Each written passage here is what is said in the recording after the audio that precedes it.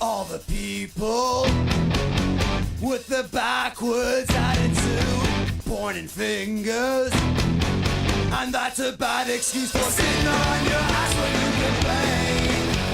It's two things that you don't want to change. You ain't got no time for me, and I ain't got no sympathy for you.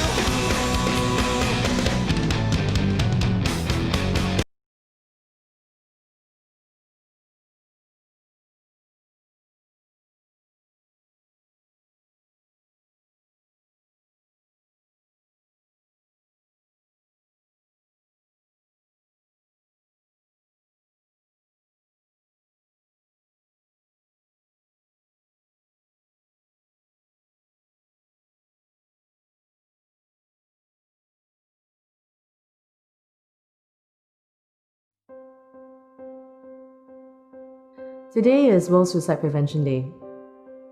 Let's talk. It's scary, isn't it? When someone says, I don't want to live anymore. We ask.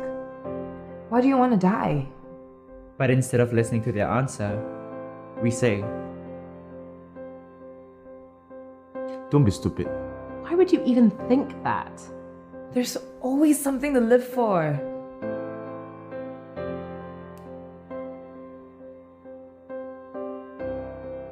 Stop thinking silly thoughts. There are others who are much worse off than you. It's very selfish of you to leave everyone behind.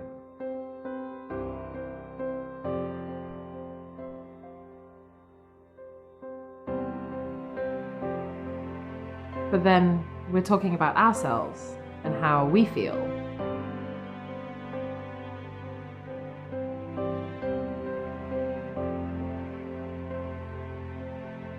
So, many people stay silent. And too often, we miss the signs. So, what should we say? If your friend came to you and said, "My arm hurts," You would ask, Where? How long has it been hurting? Did you fall down? Is there anything I can do? do you want me to stay with you for a while? Most importantly, you will get them to seek help from a doctor. We can't fix them. We can't solve their problems. But we can be there for them. With love, With kindness. With care. without judgment. And guide them to the professionals we can help. So, shall we try? Let's ask, how are you? How are you? How are you? How are you? How are you? Say, I'm here for you. I'm here for you. I'm here for you. Say, I'm here for you. And then Listen. listen. Listen. Listen. Listen. Listen.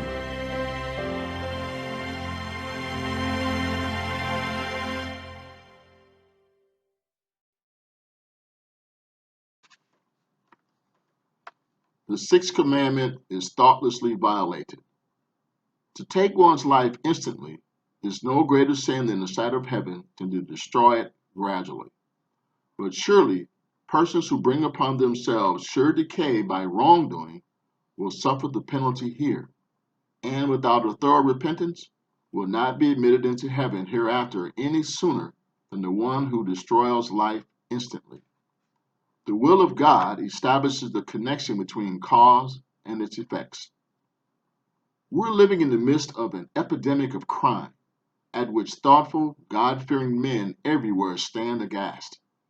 The corruption that prevails, It is beyond the power of the human pen to describe. Every day brings fresh revelations of political strife, bribery, and fraud. Every day brings its heart-sickening record of violence and lawlessness, of indifference to human suffering, of brutal, fiendish destruction of human life. Every day testifies to the increase of insanity, murder, and suicide. Who can doubt that satanic agencies are at work among men with increasing activity to distract and corrupt the mind and defile and destroy the body? And while the world is filled with these evils, the gospel is too often presented in so indifferent a manner as to make but little impression upon the consciences or the lives of men. Everywhere there are hearts crying out for something which they have not. They long for a power that will give them mastery over sin, a power that will deliver them from the bondage of evil, a power that will give health and life and peace.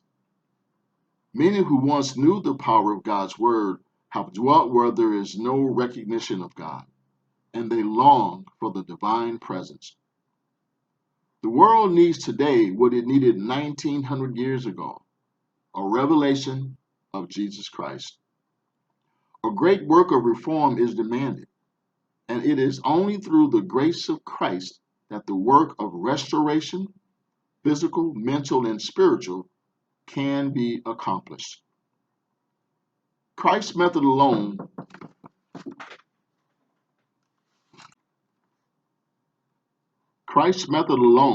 will give true success in reaching the people. The Savior mingled with men as one who desired their good.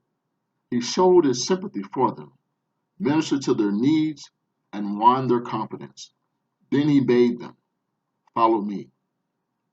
A change of heart versus suicide.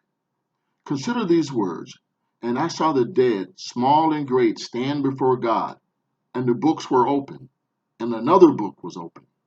And the dead were judged out of those things which were written in the books, according to their works. And whosoever was not found written in the book of life was cast into the lake of fire." Revelation 20, verses 12 and 15. Do not, I entreat you, do not sit down in hopeless despair and do nothing. Do not heed any further the great tempter, that it is no use for you to try. You could but perish if you came to Jesus just as you are, sinful and polluted, vile and depraved. But Jesus is amply able to save the very hardest and the most wicked and defiled sinner. You say you're attempting to cut the brittle thread of life, but if you do, then your case is hopeless, for you add the sin of murder to all your other sins. But if you come just as you are, helpless and sin polluted, and cast yourself at the foot of the cross, poor, miserable, blind, and naked, there is a Savior to lift you up. I know that you have not for many, many years been in harmony with God. You have for a long stretch of years been following another leader, which is the prince of darkness.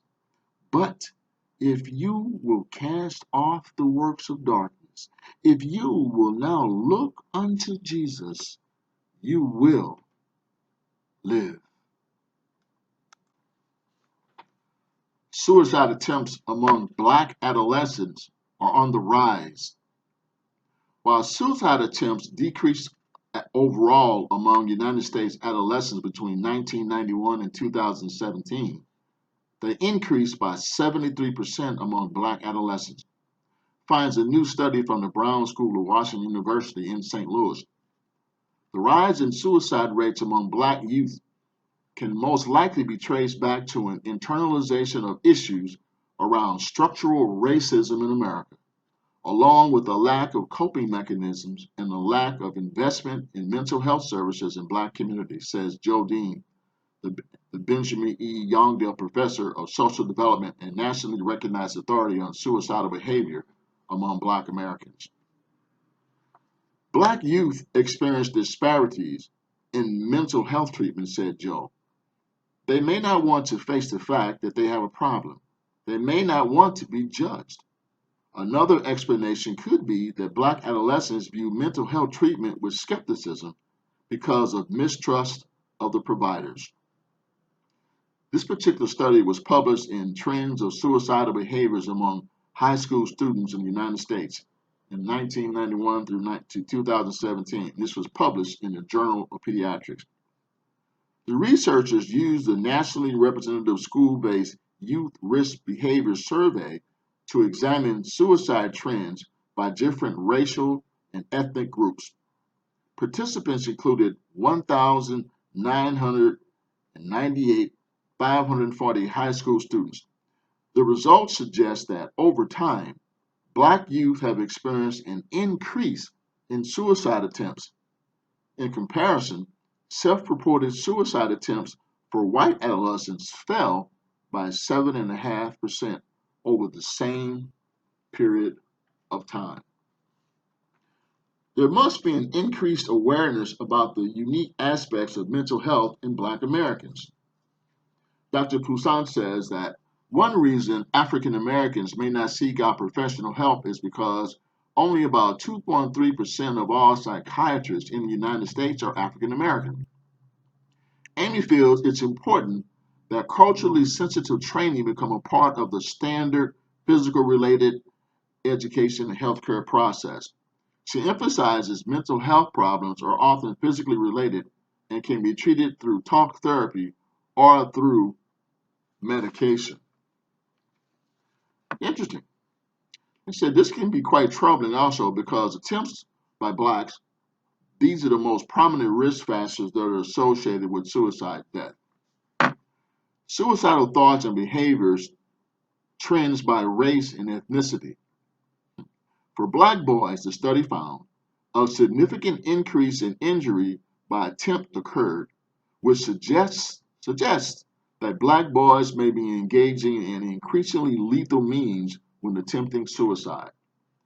Their findings revealed that almost 1 in 5 adolescents are thinking about suicide, and more than 1 in 10 has a suicide plan. Despite increased attention given to the creation of campaigns to reduce youth suicide in the United States over the last decade, the findings suggest that more resources should be put forward for such programs. The dearth in suicide research has limited our understanding of how to intervene or prevent suicidal behavior among ethnic minority populations, Joe said.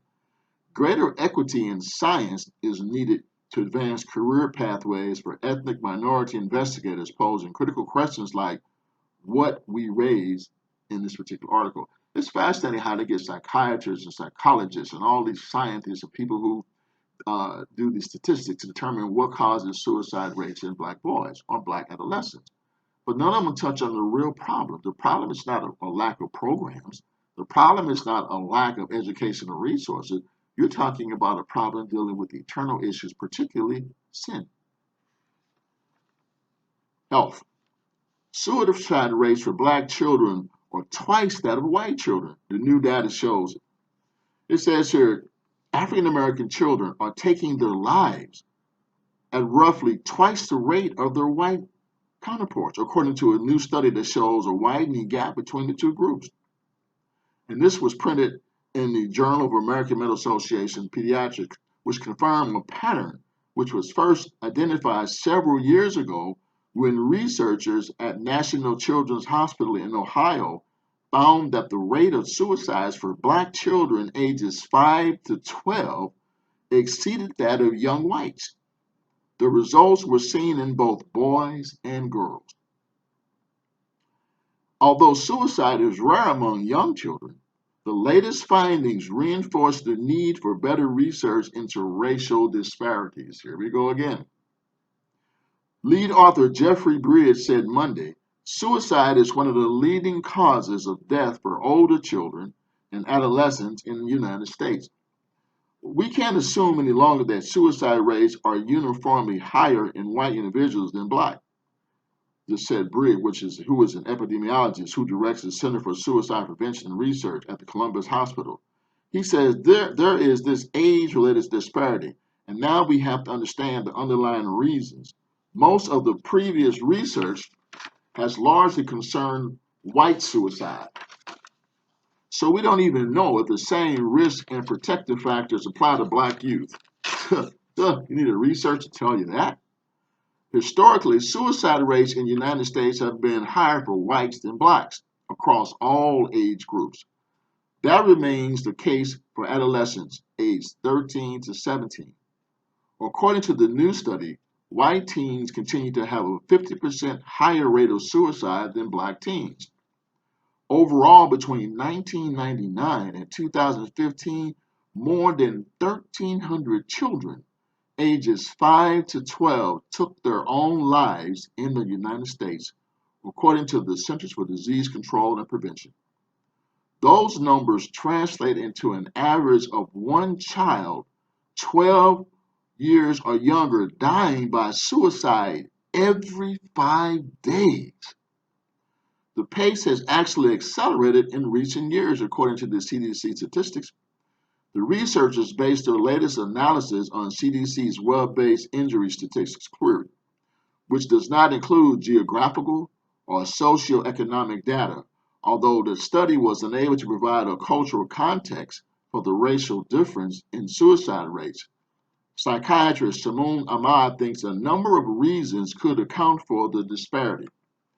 He says, to me, the 5 to 12 age range is more related to developmental issues and the possible lack of a family network, you think?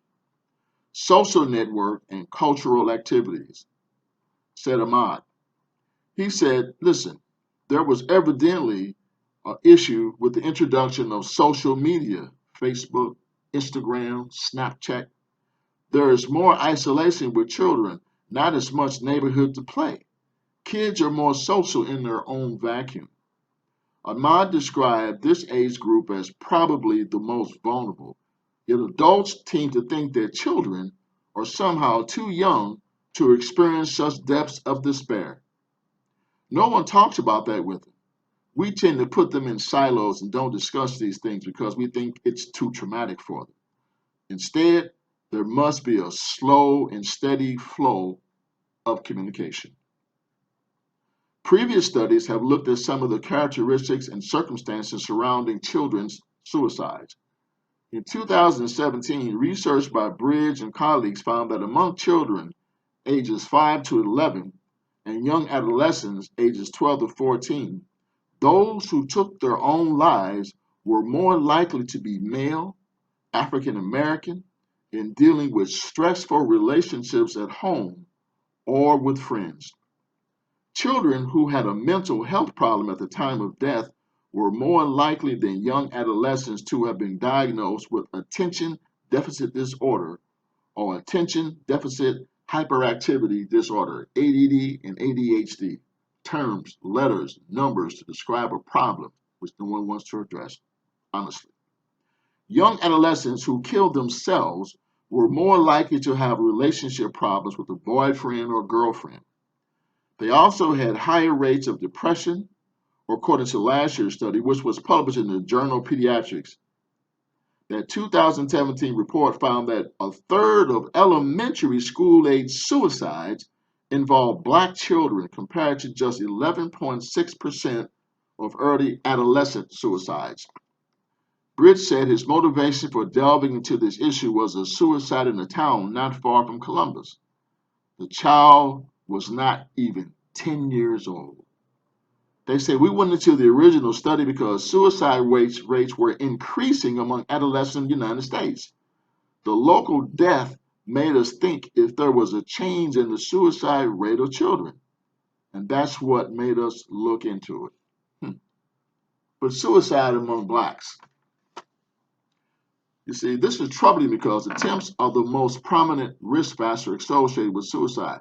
Suicidal thoughts and behaviors tends by race and ethnicity increased from 1991 to 2017.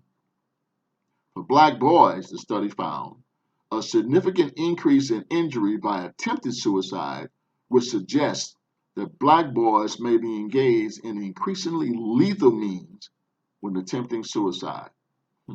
And their findings found that 1 in 5 adolescents are thinking about suicide, and more than 1 in 10 has a suicide plan.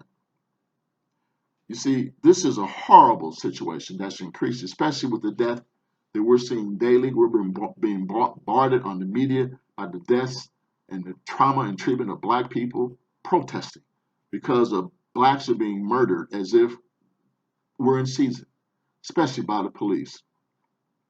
When it comes to health, suicide rates for black children are twice that of whites, and that's horrible.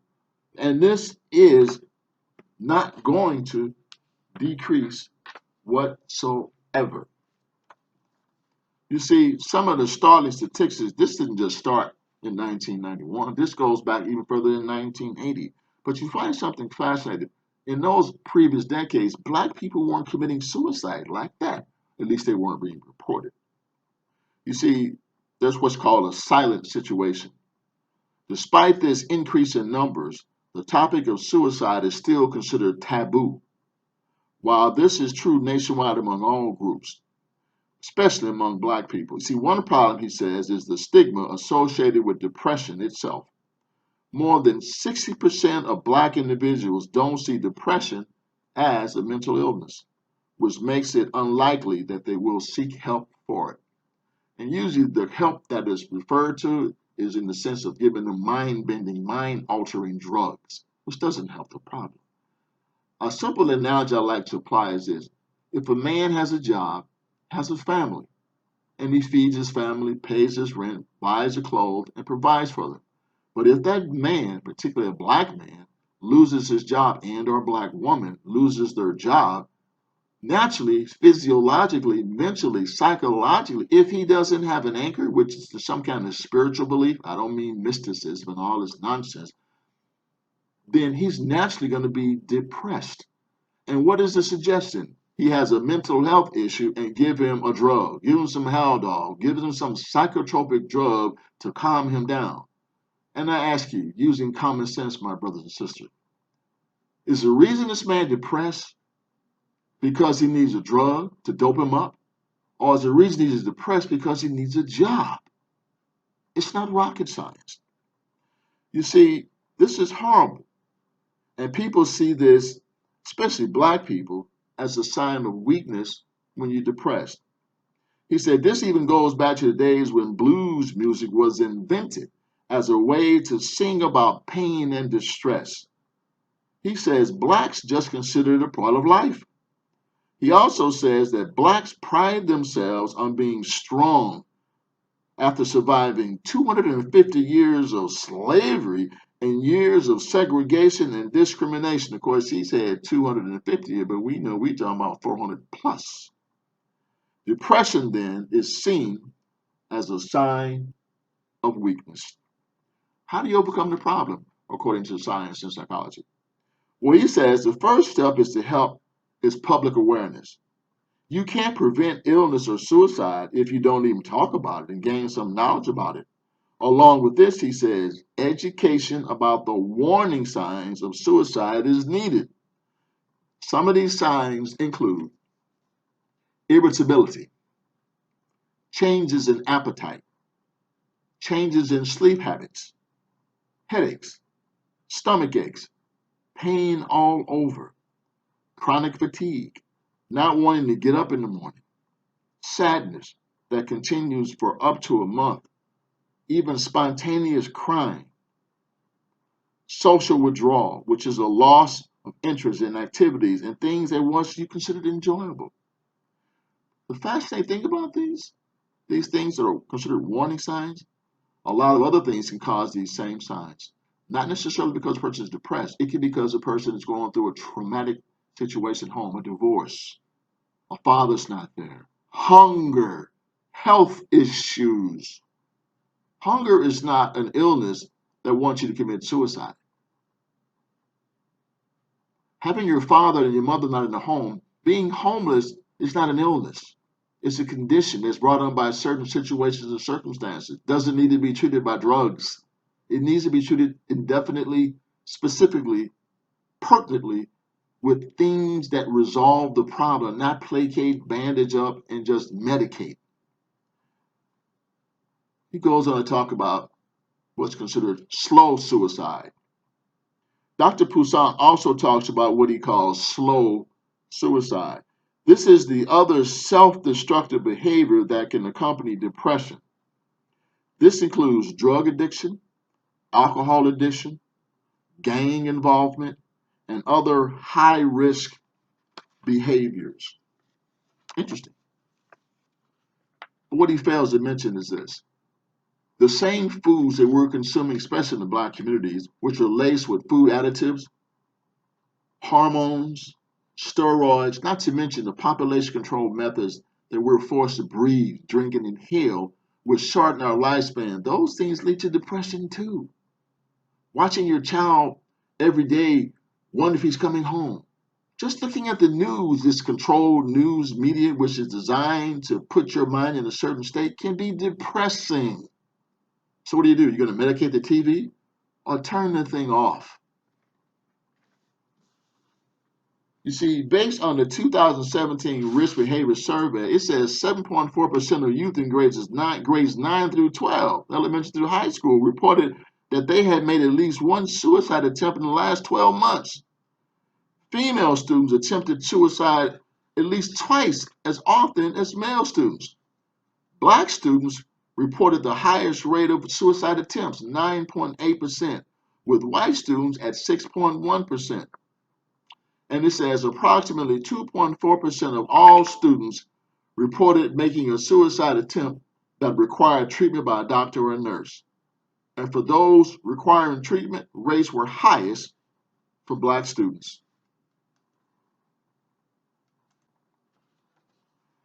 Researchers agree that access and willingness to participate in mental health is a major reason that the country is seeing a 30-year high in suicide rates. Many stories of teen suicide victims have been centering on bullying at school or social media. But it is up to parents to recognize the signs of suicidal behavior or depression in their children. Suicide is the third leading cause of death among 15 to 24-year-olds and accounts for 12% of all deaths annually. I mean, here are 10 warning signs of suicide.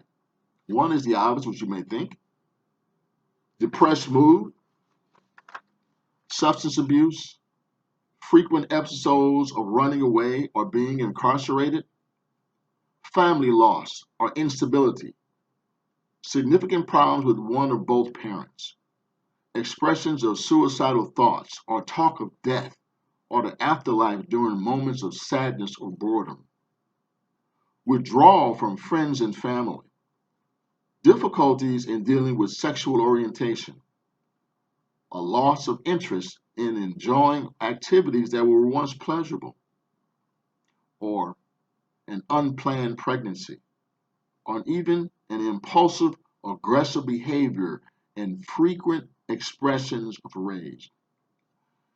See, here's something that many African Americans don't want to acknowledge. We suffer from mental illness. Many of us have suicidal ideations, and some of us attempt and commit suicide. Not only do we have to deal with the everyday difficulties and traumas that happen in life, but we also have the extra added burden of systemic racism. And Black women have to deal with sexism as well. Here are some statistics on African Americans and suicide. African American women are more likely than African American men to commit suicide. Firearms are the predominant method of suicide, followed by suffocation. Suicide is the 16th leading cause of death for Blacks of all ages and the third leading cause of death for Black males between the ages of 15 and 24. The third leading cause, it says, Black men and women have similar rates of suicidal behaviors to whites, including serious thoughts of suicide, making suicide plans, attempting suicide, and needing medical attention for attempted suicide. African American LGBTQ youth also have high suicide rates. Other factors that lead to suicidal ideations are sexual abuse, which raises the risk of suicide attempt 2 or 4 times, and rape. A full 33% of rape victims think about suicide and are 13 times more likely to commit suicide. According to the CDC, suicide is the 10th leading cause of death in the United States. Yet, as a culture, we have very few resources for those in need of mental health care, and seeking help for mental health issue is still highly stigmatized. In fact, mental health is a bit of a misnomer. Mental health is a physical disease. I mean, some people have what's called complex PTSD, post-traumatic shock syndrome. But a friend of mine, she's a PhD, Dr. Joyce Meyer, she wrote an excellent dissertation book and several DVDs. It's called Post-Traumatic Slave Syndrome. And it's a mental condition and affects not only the mentality, but also the physical aspects of the individual's body, particularly us Black folk. You see, it says here, this all writes, I was terrorized as a child by a family member, and this abuse continued.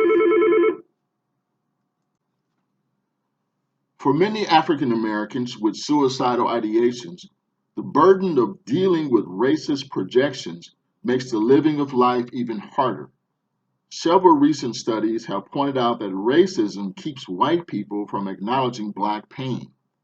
Because we live in a white supremacist society, it's unfortunately natural that African Americans have internalized this lack of empathy for our own suffering. Myths of the strong Black woman still abound. Black boys and men who cry when in pain are told to man up. An expression of emotions were sometimes something to be gendered. In her book, Black Pain, it just looks like we're not hurting. Terry M. Williams discusses how the stoicism African Americans are taught only leads to denial, isolation, and unspoken depression.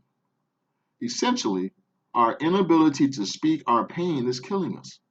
This includes buying into the lie that we are the problem. The church has often been described as the heart of the Black community. During slavery and Jim Crow, it was the only place of respite. It was a place where we have organized everything from the Underground Railroad to the Civil Rights Movement. It was the place where we were free from the white gaze. It was a place where we could express our pain, shout, and sing it away. But now, with the flourishing of the prosperity gospel, even this short cathartic respite that used to happen on Sunday mornings, even that is abating. Of course, one cannot simply pray away the pain. Professional, culturally competent, non-racist mental health support is essential. I beg to differ. That doubts that our loving creator can handle our pain. One of my favorite inspired writers, Ellen G. White, had a statement, and it says, Earth has no hurt that heaven can't heal. You see, it is if there is an African American in your life who suffers from depression or suicidal ideation, or who has had a traumatic experience that makes him more vulnerable to such thoughts, and they say, I'm fine, I'm cool, it's all good, take a moment to hear whether that is really true. It's very hard for suicidal people to ask for the help they need because deep down to the very core of their being, they believe that no help will ever come. They live in a world with absolutely no hope. Don't be afraid to dig a little deeper into that answer sometimes. You see, sometimes having someone simply acknowledge their existence is the one thing that might keep a suicidal person from going over the edge. Even the smallest act of kindness, a promise kept, or an acknowledgement made might save a life.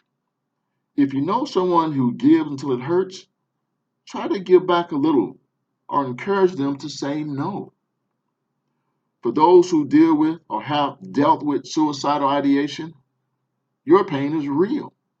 It's not that you don't want to live, it's just that you have never experienced a better way of living.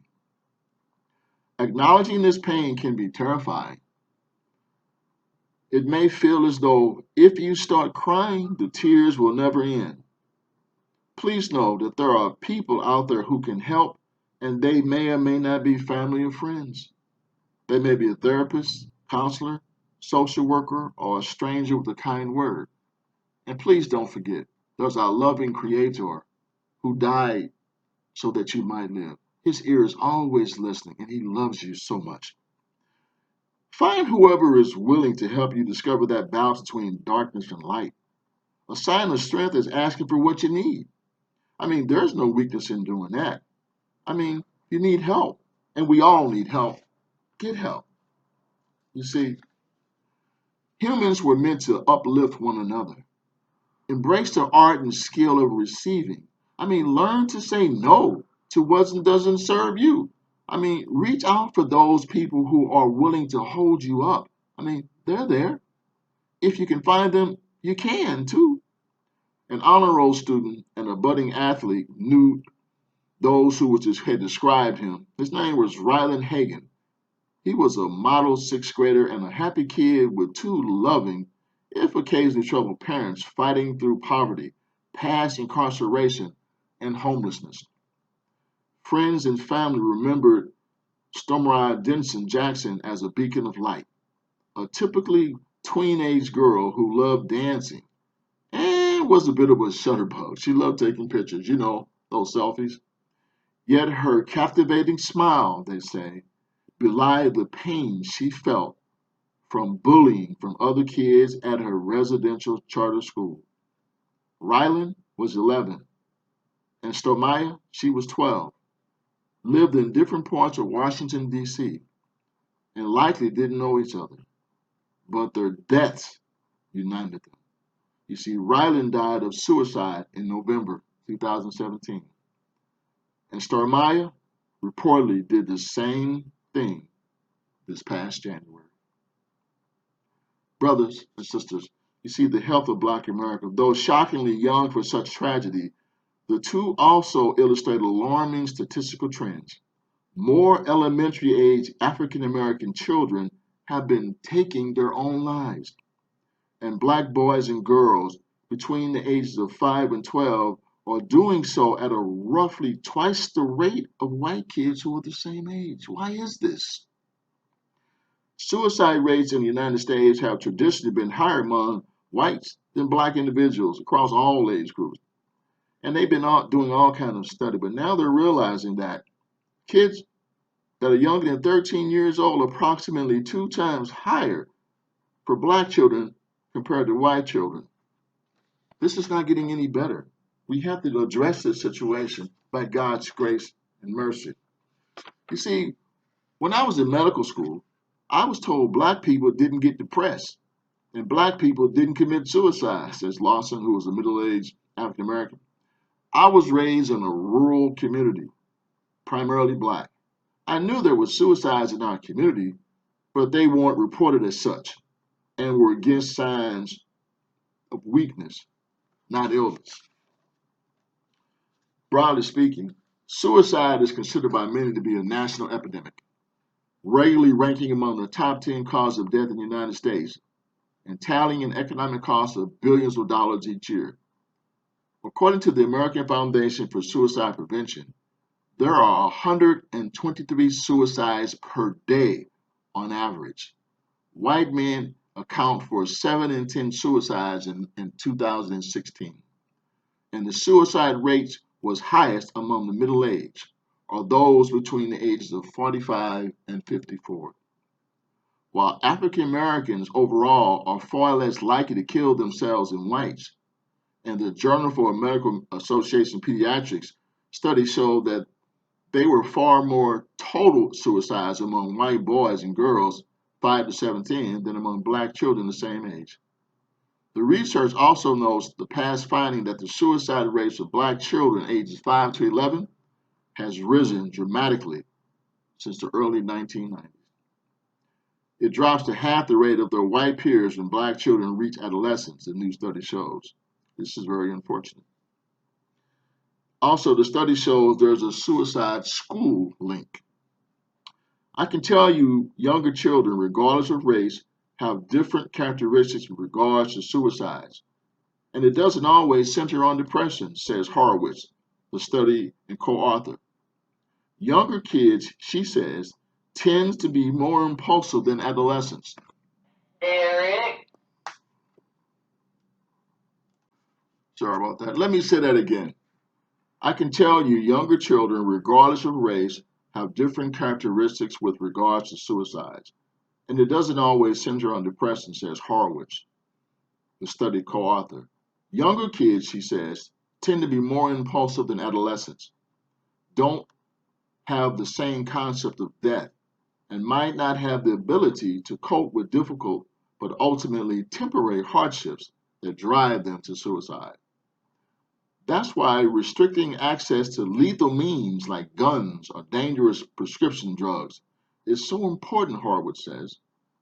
When you're in that state that life is not worth living and things are not going to get better and you don't have that coping strategy, you can do things like get a gun or take a pill. Still, the children who kill themselves do things like jump out windows or hang themselves, she says. They can't tolerate what's going on with them in that moment of anger or despair. Beryllian and Stormyer, the Washington suicide victims, reportedly they hanged themselves. Indeed, a previous study from Horowitz and others involved in the more recent research found that compared with kids 12 to 14 years old, those 5 to 11 years old who died of suicide were more commonly male, black, and died by hanging, strangulation, or suffocation. They were more likely to have experienced a relationship problem with a family member or friend, but less likely to have had a problem with a boyfriend or girlfriend or leave a suicide note compared with their older peers. And if they had been diagnosed with a mental health problem, it was more likely to be attention deficit disorder or attention deficit hyperactivity disorder than depression. The opposite of those who are 12 to 14. And of course, we know from statistics, science, and just common sense, a lot of these diagnoses are misdiagnoses, and they're placed on these medications like Ritalin, which leads them to suicide, but they won't talk about that. Your child can simply be active or overly active because of what's going on in his life or a nutritional problem. Doesn't mean he needs to be put on some mind-altering drug. And by the way, Ritalin is a close predecessor of crack cocaine. Did you know that? That's in another study we'll talk about. You see, there appears to be justification for future research examining whether a developmental progression of vulnerability to suicide exists that is more prominently influenced by impulsive responding in younger children and by depressed mood and emotional distress with increasing age into adolescence and young adulthood, the earlier study states. Putting that in common language, they're saying there seems to be something that fell out the sky. As you age from the younger to adolescent to senior, that there's a natural tendency to want to commit suicide. That's garbage. I'm speaking from the medical part. That's trash. That's a statistic based upon false science, so-called. While additional research is needed, Michael Lindsay, a professor who specializes in poverty and mental health at New York University, says the disturbing suicide rate for African American preteens dispels the notion of suicide as a white phenomenon. In the Black community, he says, it's not that we don't seek help for our mental health issues, we don't seek professional help, instead relying on clergy, close friends, or family. And you see the contradiction? What's the difference between professional help and family, friends, and clergy? A degree, a letter behind your name. If an old grandmother, old grandfather can counsel some young child and give them an encouraging word or give them a scripture that will support them, then they're considered non-professional. Such baloney. And we can stop here, he says, pointing out that preachers and loved ones, though well-meaning, don't have the training of mental health professionals. So they're saying unless you got a degree and attended some of these European schools, you don't have the professional training to help someone who needs just an encouraging word or prayer, or someone who just needs you to put your hand on their hand or your arms around them and encourage them. They're saying unless you went to an Ivy League school taught by some European with European ideology, which disavow, which is atheistic, then you're not considered professional. Hogwash. It says here, but if you do go to a professional to seek help, you're defined as being crazy. Or that's where weak people go. Yeah, people have that philosophy and ideology, but that's not based upon truth. Anyone who seeks out help doesn't mean that you're crazy and need weak. That means you simply need help. If you're thirsty, your body is dehydrated, you need water. Now, by seeking out a glass, a cup of water, a bottle of water, it doesn't mean that you're a water fiend. See, the rationale is dumb. To reverse the trend of African American child suicides, we need to educate on the signs or symptoms of depression, suicide, and anxiety, Lindsay says, and that work must be done by teachers, pediatricians, coaches, clergy, and caregivers, as well as parents. So if your child has suicidal thoughts, don't just brush it off. Get involved. But most of all, reinforce to that child that you love them. See, we do need more school and mental health programs that help identify the early signs of stress that kids are struggling with, especially during these troubled and perilsome times with these protests and black women, men, and children are being killed daily. You see, there are certain precursors that lead to suicidal behavior. The socialization of African American boys needs to change too, he adds. Masculinity is not defined by strength and being strong and not crying. Indeed, masculinity is defined as having a range of emotional expression, and that boys feel comfortable in sharing their pain and asking for the support that they need. That's true, but it's not necessarily true. Explain that, doctor. You see, they're saying that masculinity is not determined by being strong and not having to cry. Oh no, strong men cry. But strong men are just that, strong men. I didn't say strong men who are effeminate. I didn't say strong men who want to act and behave and think and carry on as females. That's not a strong man. That can lead to depression. It can. If you don't like what I said, a friend of mine says, a wonderful passage he said, the truth is the truth, whether you like it or not.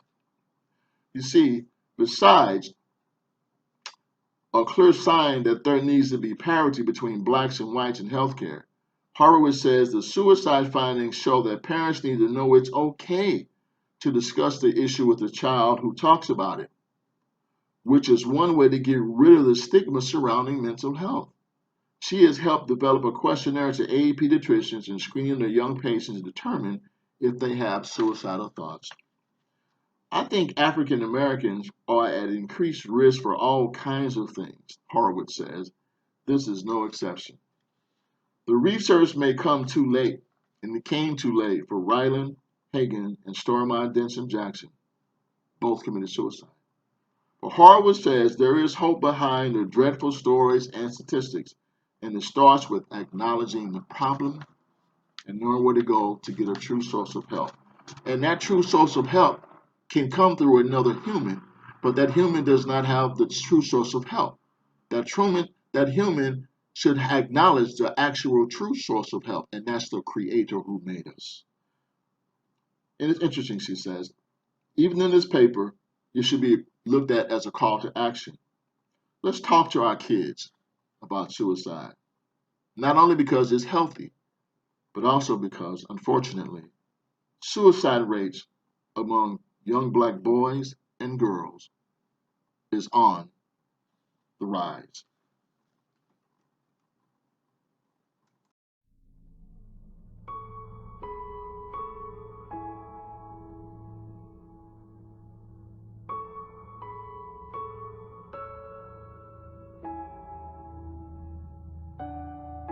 Every day just feels like a war.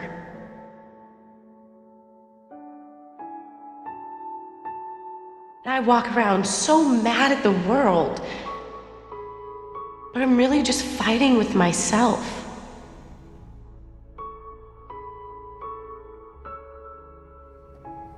I don't want to fight anymore.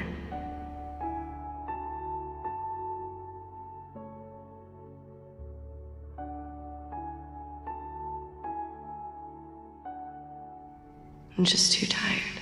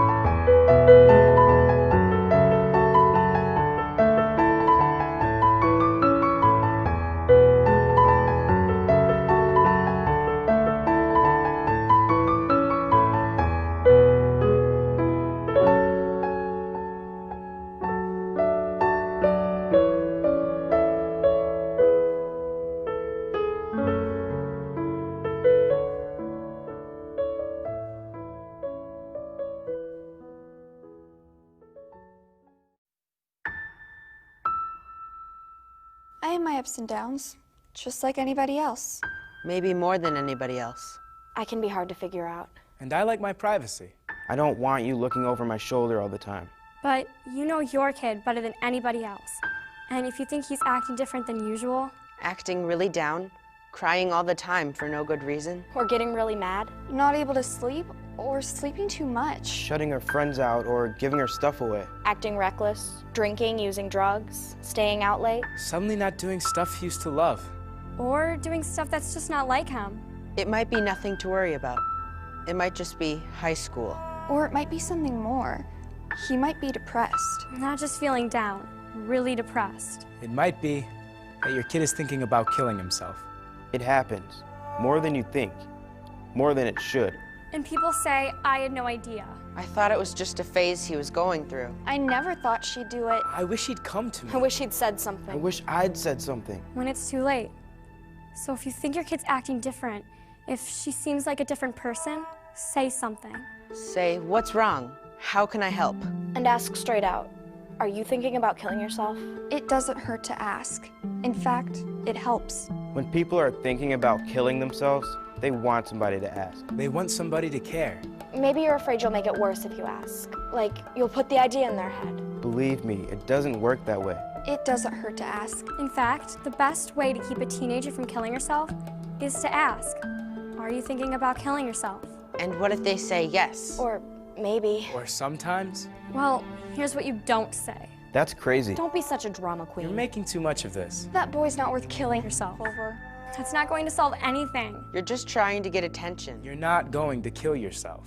What you do say is, I'm sorry you're feeling so bad. How can I help? We'll get through this together. Let's keep you safe. A lot of people think about killing themselves. Adults and kids. most of them never try it, but some of them do. So if your kid says, I'd be better off dead. I can't live with this. I'm gonna kill myself, take her seriously. Find someone she can talk to about it. Someone who knows how to help.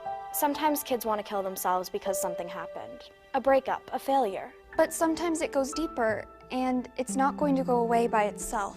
Get some help. Talk to your doctor. Or a counselor at school. Or your minister. but don't just let it drop. And make sure that your kid always has someone to turn to. Someone he trusts. Make a list together, right then. 3, 4, 5 names. Put a suicide hotline number on there too. Have him keep that list in his wallet, so he always knows where to turn. Make sure your home is safe. If you have pills she could use to hurt herself, lock them up. If you have a gun, don't just lock it up. Get it out of the house. The bullets, too. And one more thing.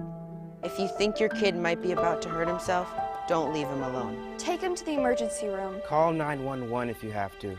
We all have our ups and downs, but sometimes it's more than that. If you think something's wrong, the only way to find out is to ask.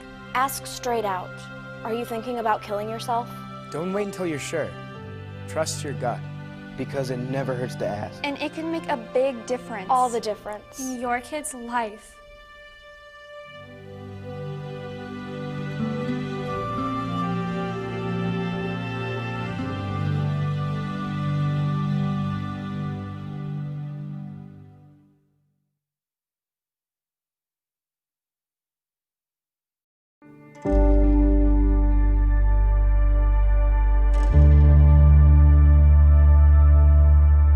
Dear Noreen. Dear Alex. Hey, Veronica. Dear Pops. You were my bestest childhood friend. You were a second mom to me. You were the best brother. The whole family tell me we're very similar. She was like, oh, you look just like your daddy. We called you Tricky Alex because of all the pranks that you'd pull on us. The main entrance to your house was that stairway, and you'd always run down, Jessica! Everybody say you can't dance. And they show me little videos of you. You just be grooving. Remember when you would scale the walls in the kitchen? And when someone would come around the corner, you'd be there in the middle of the doorway waiting to surprise us. You had got a Sir Mix-a-Lot tape, and we all listened to it in your room when you opened it, and we were just jamming and having a good time. You had the most beautiful garden.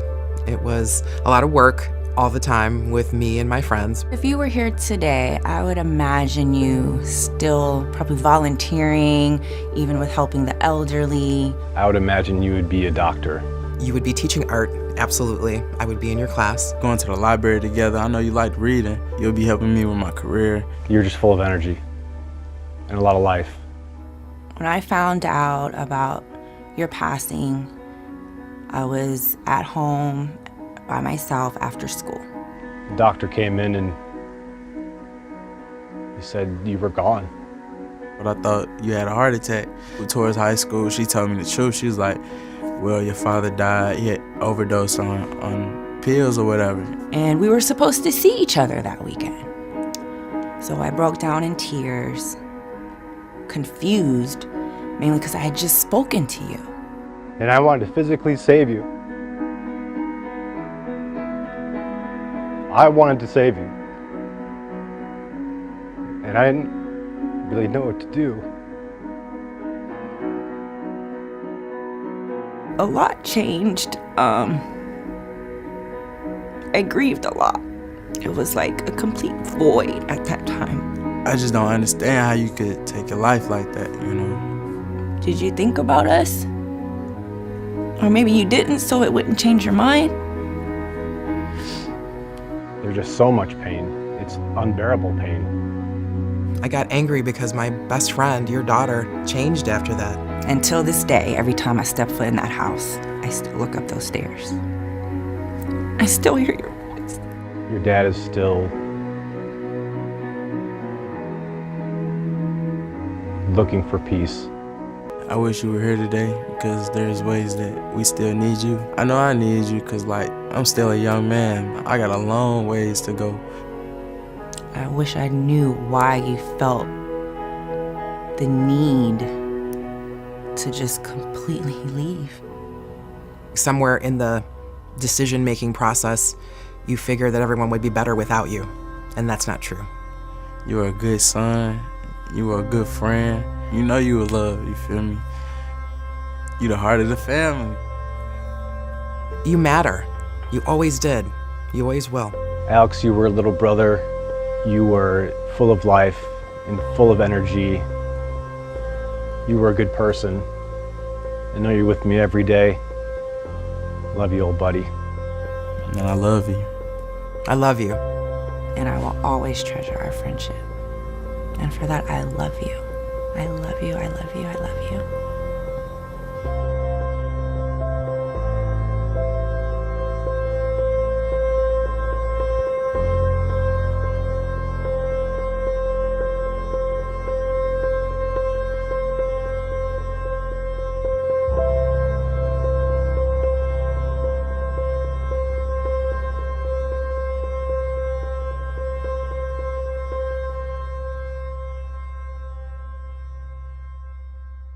Though I'm missing you, I'll find a way to get through. Living without you, 'cause you were my sister, my strength, and my pride. Only God may know why. Still, I will get by.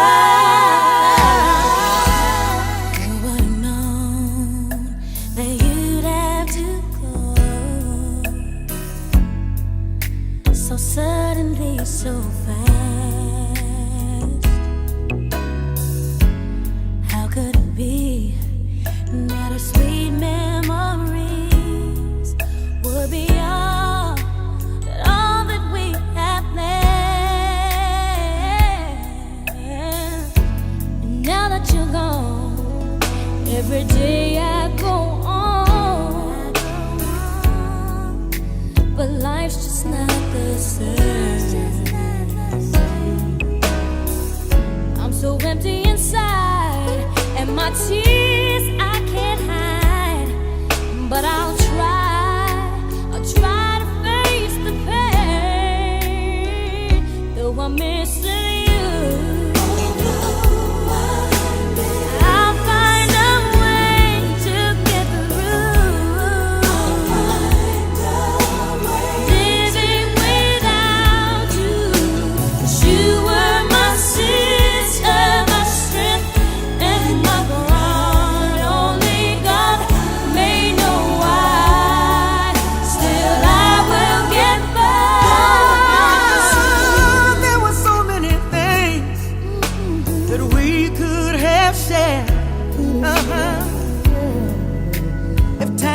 on our side.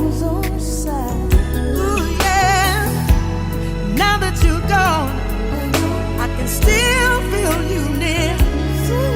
So I'll smile with every tear I cry. Though I'm missing you, I'll find a way to go through. Living without you, 'cause you are my sister, my strength and my pride. Only God may know why. Still I will get by. Sweet, we're the closest to friends. But I wait for the day when I'll see you again. See you again.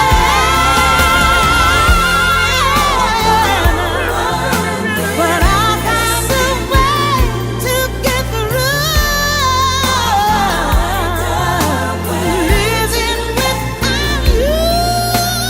You are my sister, and my pride. Only God may know why. I will get by. I'm missing you. I'm missing you. I'll find a way. I'll find a way. I'll find a way. But you are my sister, my strength and my pride. Only God may know why. Still I will get by. Missing you. Oh yes I am. I'm missing you.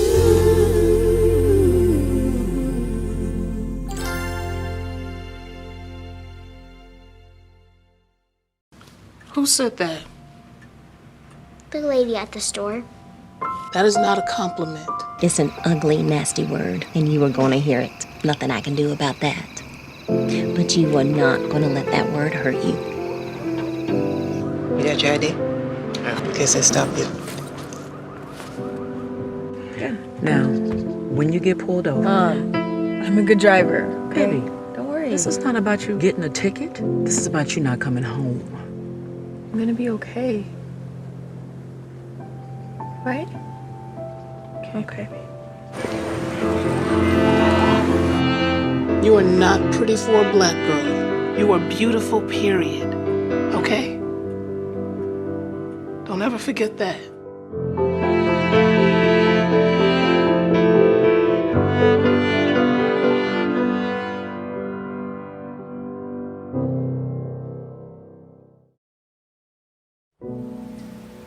Southern trees,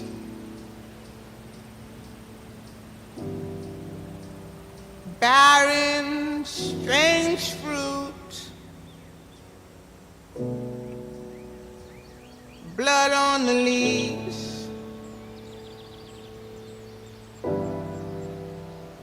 and blood at the roots.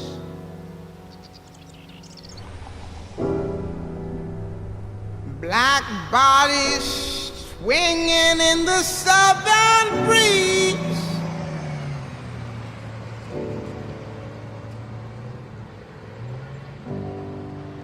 Strange fruit hanging from the poplar trees.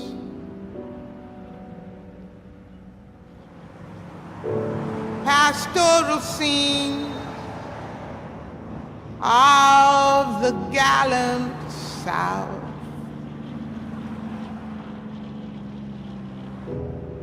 Them big bulging eyes and the twisted mouth.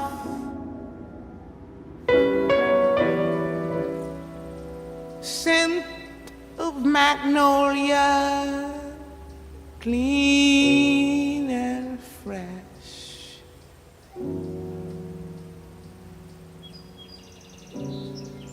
Then the sudden smell of burning flesh.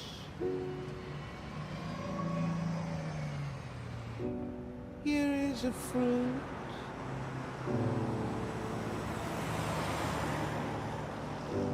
for the crows to pluck.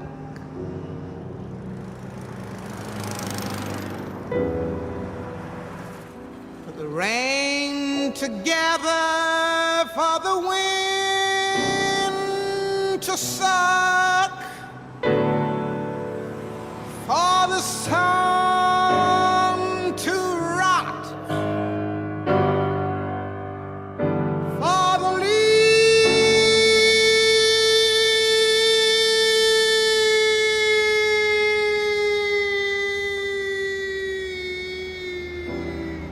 to drop. Here is strange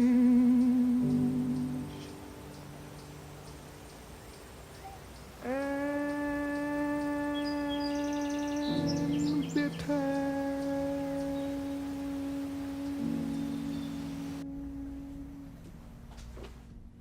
crowd.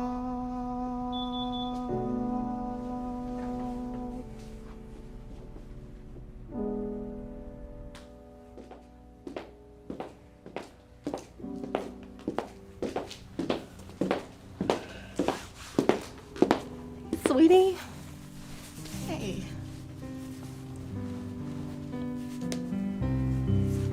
Everything okay? Where are your parents? Huh? We're technically closed, but do you need any help?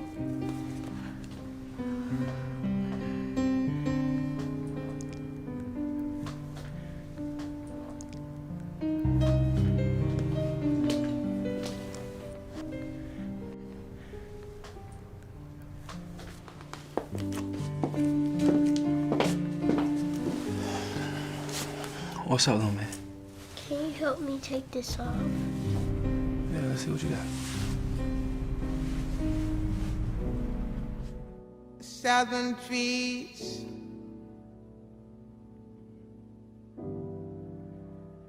barren, strange fruit, blood on the leaves,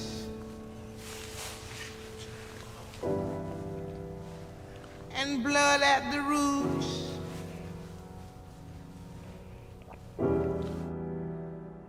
Black bodies swinging in the southern breeze.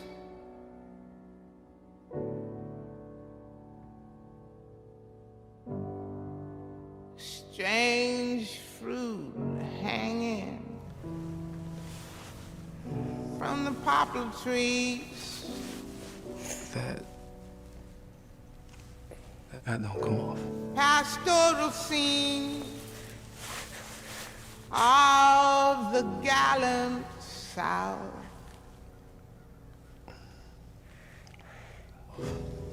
Them big bulging eyes and the twisted mouth. Scent of magnolia, clean and fresh.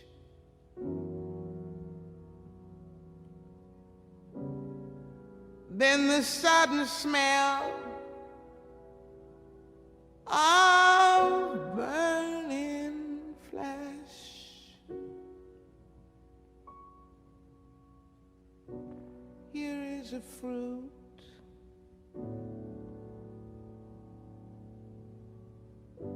for the crows to pluck.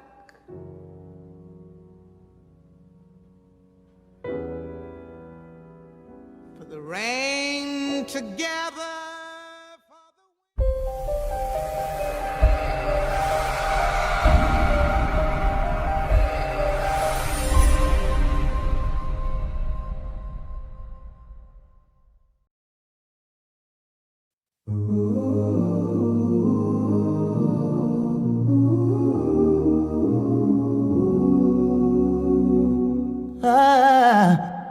brother's name was George, and he walked into the store because his money was low.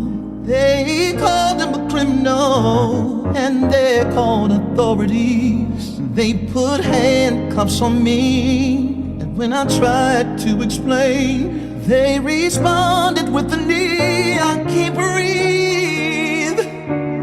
Your hate is choking the life out of me.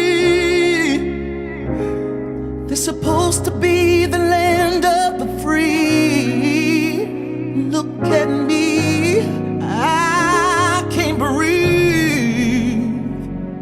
Whoa, whoa. And I know I'm a strong black man, but please don't be afraid of what you see. Just like you, I'm trying to raise my family. Remove your knee, 'cause I can't breathe.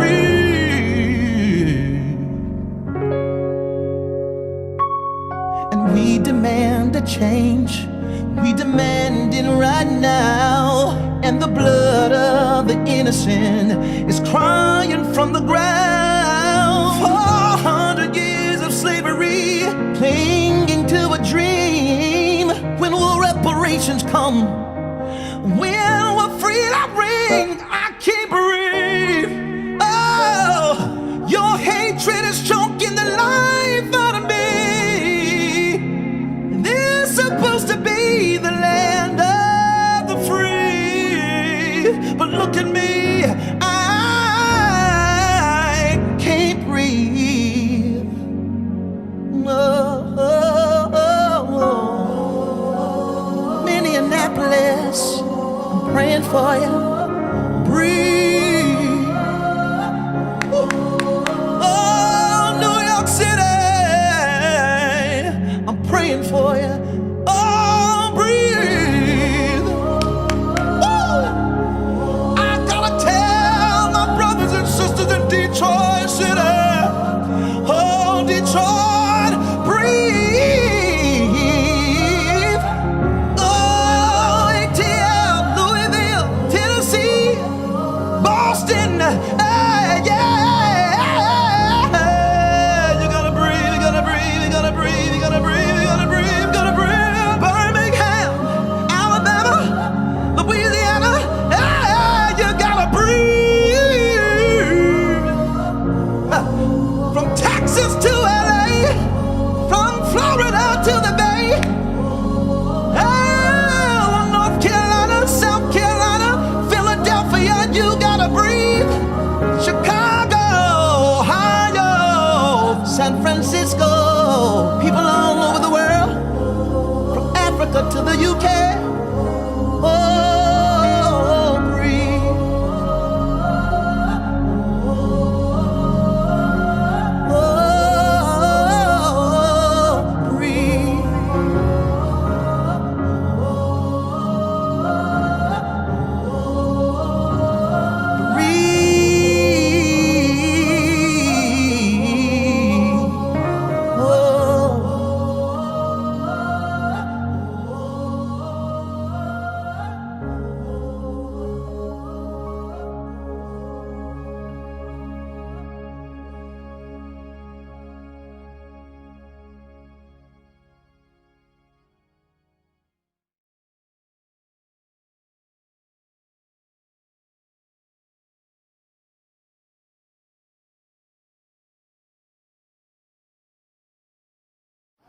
What I'm saying to you this morning, my friend, even if it falls your lot to be a street sweeper, go on out and sweep streets like Michelangelo painted pictures.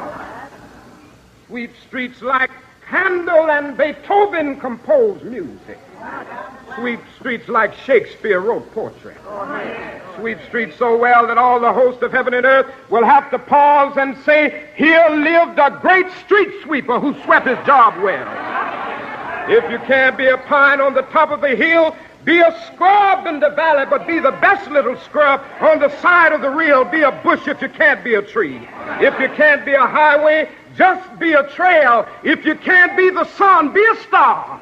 It isn't by size that you win or you fail. Be the best of whatever you are. And when you do this, you've mastered the length of life. This onward push to the end of self-fulfillment is the end of a person's life. Now, don't stop here, though. You know, a lot of people get no further in life than the length. They develop their inner powers. They do their jobs well.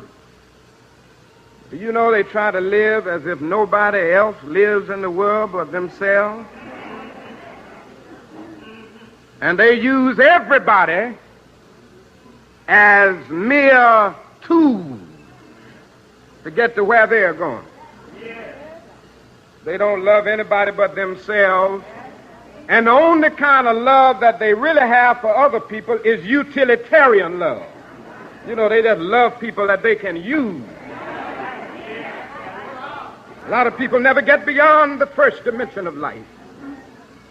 They use other people as mere steps to which or by which they can climb to their goals and their ambitions. These people don't work out well in life. They may go for a while.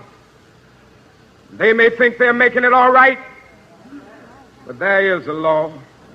They call it the law of gravitation in the physical universe. And it works. It's final. It's inexorable. Whatever goes up can come down. You shall reap what you sow. God has structured this universe that way.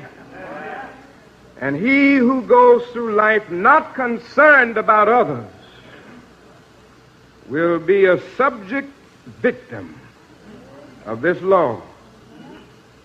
So I move on and say that it is necessary to add breath to length. Now, the breath of life is the outward concern for the welfare of others, as I said.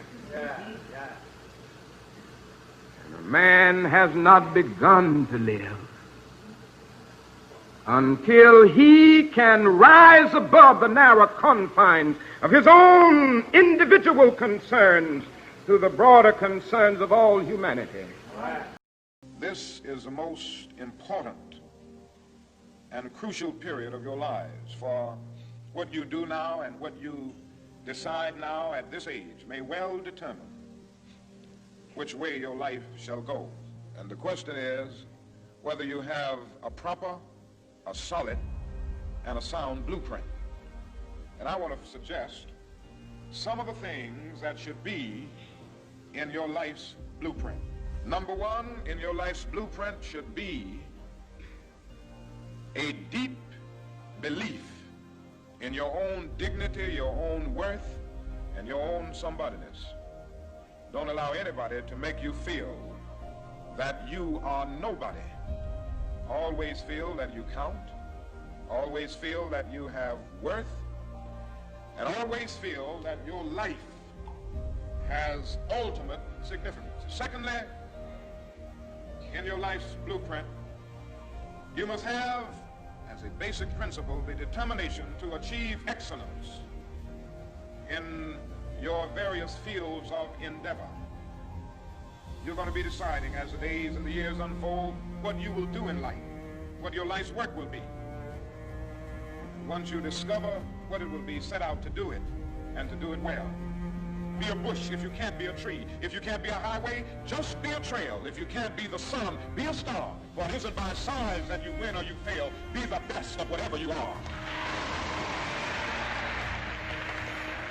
Finally, in your life's blueprint must be a commitment to the eternal principles of beauty, love, and justice. Well, life for none of us has been a crystal stair, but we must keep moving. We must keep going. If you can't fly, run. If you can't run, walk. If you can't walk, crawl, but by all means, keep moving.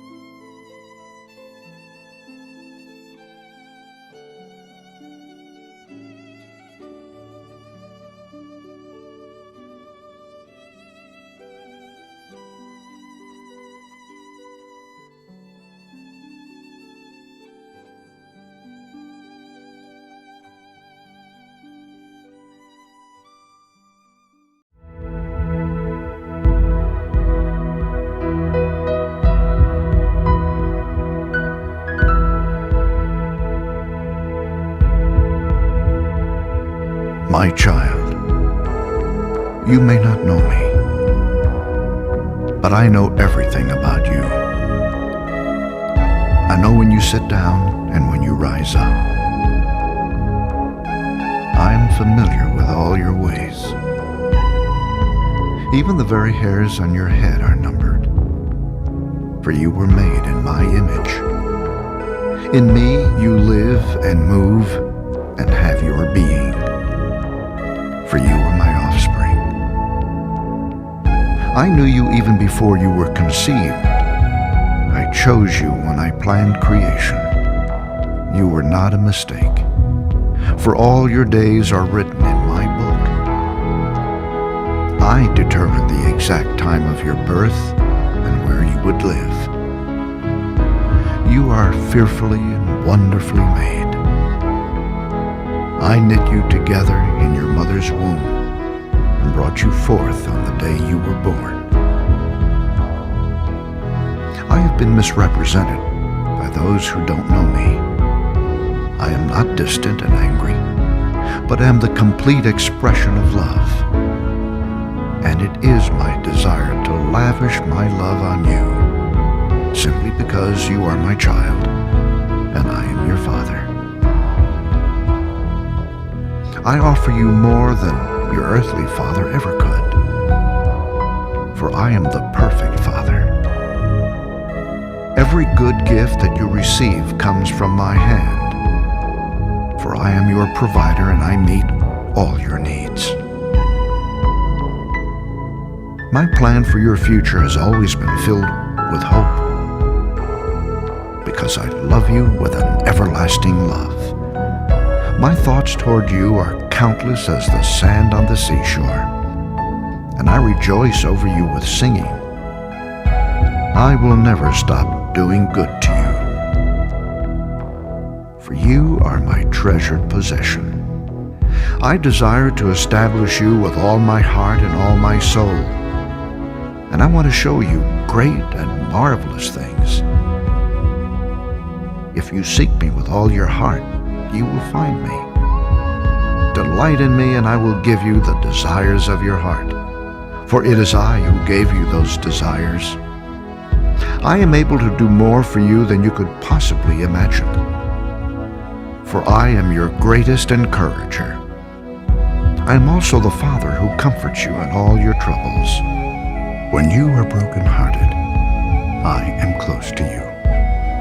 As a shepherd carries a lamb, I have carried you close to my heart. One day, I will wipe away every tear from your eyes, and I'll take away all the pain you have suffered on this earth. I am your Father, and I love you even as I love my Son Jesus. For in Jesus my love for you is revealed. He is the exact representation of my being. He came to demonstrate that I am for you, not against you, and to tell you that I am not counting your sins. Jesus died so that you and I could be reconciled. His death was the ultimate expression of my love for you. I gave up everything I loved that I might gain your love. If you receive the gift of my Son Jesus, you receive me, and nothing will ever separate you from my love again. Come home and I'll throw the biggest party heaven has ever seen. I have always been Father, and will always be Father. My question is, will you be my child?